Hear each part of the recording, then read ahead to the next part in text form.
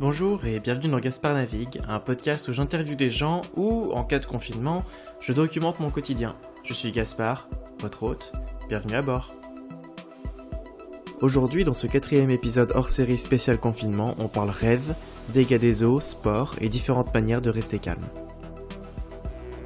Vous écoutez Gaspard Navigue, mon podcast, disponible sur Apple Podcasts, Spotify, Deezer et partout où de bons podcasts sont diffusés. Écoutez l'épisode tous les jours à 18h sur Bloc FM. Grosse bise à vous qui m'écoutez, n'hésitez pas à me faire un coucou sur les réseaux sociaux du podcast, Gaspard Navigue sur Insta, YouTube, Twitter, Facebook ou gaspardnavigue@gmail.com. Samedi 21 mars, jour 7. J'ai le sommeil agité et un rêve étrange. Je me balade dans un lion ancien, vers les quais, avec un enfant qui semble être le mien. Les gens ont des chapeaux melons et l'air tout droit sorti du fantasme d'un steampunk. Les grosses moustaches côtoient les lunettes d'aviateur, et j'évolue dans ce décor familier mais pourtant étrange avec l'enfant, tantôt dans mes bras, ou marchant à côté de moi en me tenant la main. Au bout de quelques minutes de déambulation et de discussion, nous nous retrouvons nez à nez avec un gigantesque alligator qui sort de la Saône. Sûrement un homophobe de la Manif pour tous qui ne voulait pas que j'ai un enfant. Son maître ou propriétaire se tient à côté et vocifère quelques mots qui ne semblent pas calmer l'animal qui est plutôt terrifiant et agité. L'alligator tente de nous attaquer et on se réfugie contre un arbre, acculé. Et vous savez comme moi qu'il n'est jamais très agréable de se faire acculer, enfin, en tout cas au début, même si on s'y fait avec le temps. Je me réveille en sueur, la boule au ventre, comme si mon enfant et moi avions vraiment été attaqués par l'animal. Je parle de cet étrange rêve à ma pote Marie qui me demande, en vrai psychologue de comptoir, « La vraie question, Gaspard, c'est « Qui est cet alligator ?» Je réponds le premier souvenir qui me vient à l'esprit, son proprio a dit qu'il l'appelait José, mais j'ai pas plus d'infos que ça.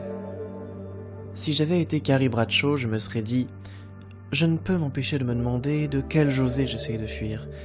Est-ce une allégatorie de la crise sanitaire ou la peur des homophobes qui me fait avoir des idées comme ça ? Mais je ne suis pas Carrie Bradshaw. Je suis Gaspard et je cite Carrie Bradshaw sans jamais avoir regardé Sex and the City et en y insérant un jeu de mots particulièrement douteux. Ce samedi, j'ai aussi pu pour la première fois parler à toute ma famille en même temps depuis un appel visio. On était 6 ou 7 appels en même temps. Ma tante, mes parents, cousins, frères. On avait un projet familial ultra secret et on devait se voir. Dans un appel visio avec la possibilité de mettre des filtres drôles, parler à ma famille est autant facile que d'enseigner les maths à des bambins en train de jouer dans une piscine de boules au McDo. On passe 1h30 en visio pour réussir à dégager 10 lignes à peine de boulot.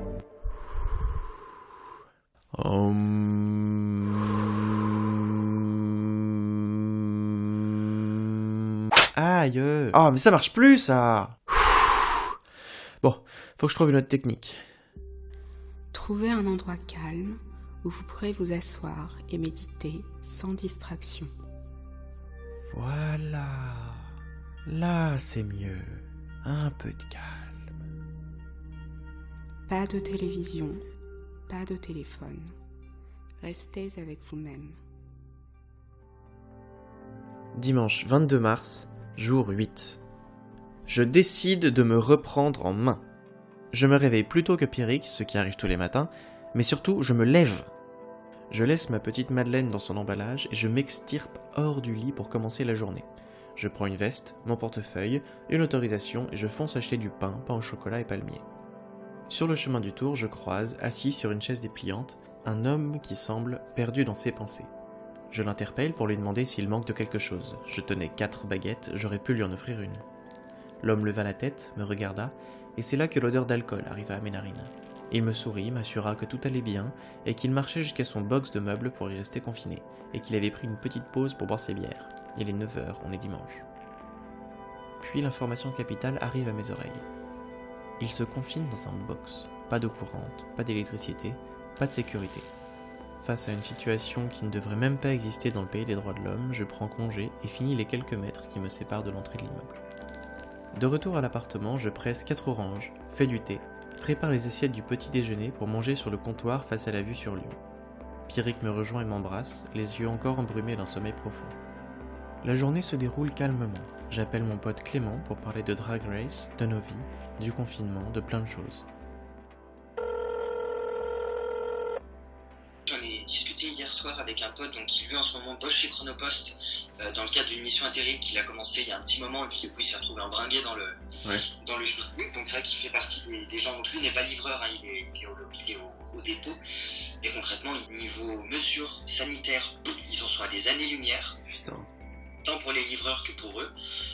C'est vraiment n'importe quoi.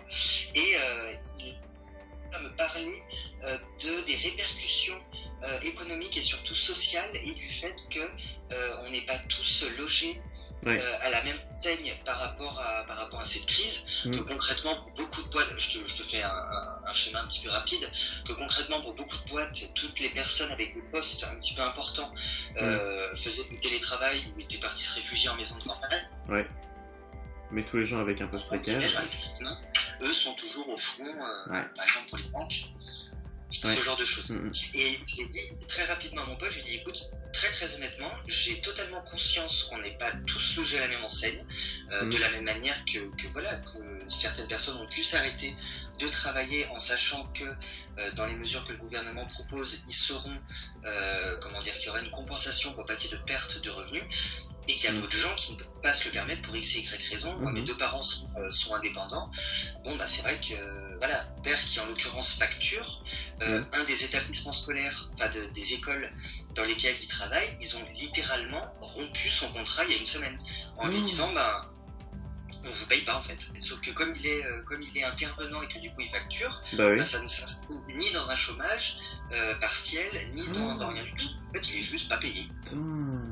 Ah ouais, non, ça craint. Mais je pense que c'est pas du tout le moment de commencer à vouloir peut-être sniper certaines personnes qui, par leur métier ou par leur poste, sont peut-être plus vernictos. C'est juste le moment. On en a conscience. Cette crise va révéler beaucoup de choses, je pense, chez l'être humain, mais aussi des choses un peu pourries parce que t'as toujours des comportements qui sont à chier face à toute forme de situation.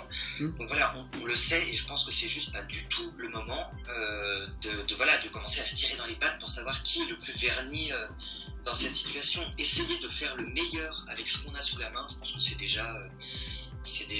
déjà bien, quoi. On continue nos journées, à bosser nos cours, à jouer à Dofus ensemble. Vers 20h30, j'entends Pierrick qui crie.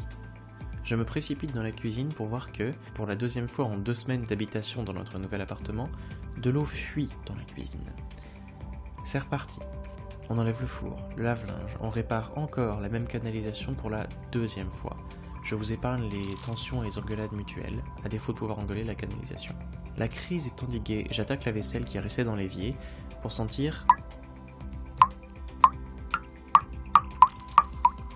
des gouttes d'eau tomber sur mon pied. J'enrage et ouvre la porte sous l'évier pour voir que c'est l'évier lui-même qui s'est démonté. L'eau est répandue partout sur les tupperwares méthodiquement rangés et l'électroménager. Heureusement que j'ai la méditation guidée. Trouvez un endroit calme où vous pourrez vous asseoir et méditer sans distraction. Ouais non, ça commence à m'agacer. Je vais essayer autre chose.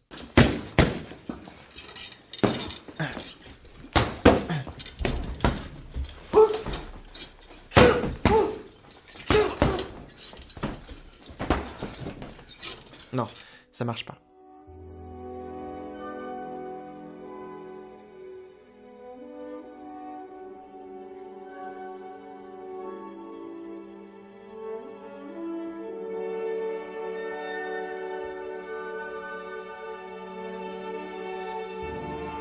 Non, ça marche pas. Du calme, Gaspard, tout va bien. Ah tiens, ça marche.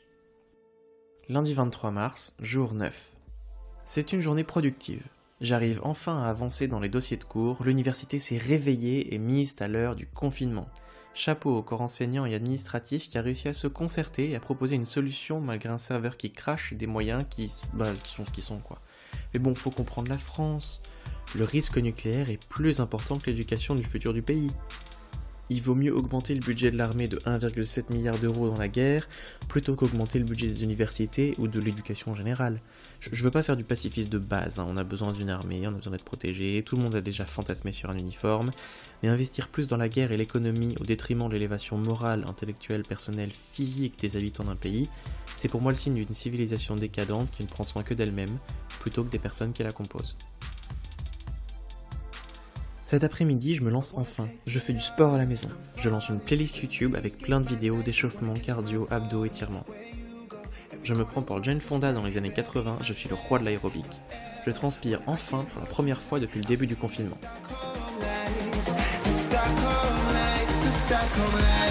Allez mesdames, on bouge le pubis, salsa. Allez mes jolis, on tient, on bouge, on respire bien profondément. Et 1, 2, 1, 2, ouais, bravo les filles, je suis fier de vous. Allez Cynthia, on tient. Pouh, ça fait du bien. Je retrouve un peu de calme dans ma tête. Il fallait peut-être avoir une autre activité physique que de faire uniquement l'aller-retour lit, canapé, cuisine. Il est 20h.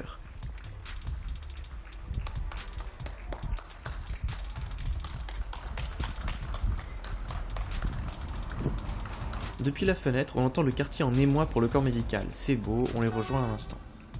Mais pendant ce temps-là, Pierrick et moi, on est sur Dofus. On fait beaucoup de combats, on tape encore plein d'animaux. Je suis devenu un steamer de niveau 50. Je suis quasiment fier de ça. J'avais jamais réussi autant de quêtes. C'est chronophage comme c'est pas permis, mais avec un peu de discipline, j'arrive à limiter mon temps passé sur le jeu. Avec beaucoup de discipline. En fait, j'ai un peu de mal.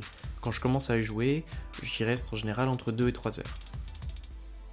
Pierrick et moi, on va se coucher. Grosse journée de prévue, les cours par Skype se mettent en place, les deadlines de dossiers approchent, les chargés de TD ont trouvé le moyen de nous faire travailler à distance. On va bien rigoler. Je me demande encore ce qui va se passer dans les prochains jours, tout change du jour au lendemain. C'est la conclusion de cet épisode hors série numéro 4, Calme. Merci à vous qui êtes abonnés, et ceux qui sont pas encore abonnés, qu'est-ce que vous attendez ? J'ai décidé d'espacer un petit peu les épisodes. Vous aurez un épisode par semaine type journal, comme celui que vous venez d'écouter, et un épisode par semaine de La Croisière s'amuse, mon podcast où je décortique un petit peu Drag Race, seul ou avec des copains. N'oubliez pas de laisser un petit commentaire sur Apple Podcast.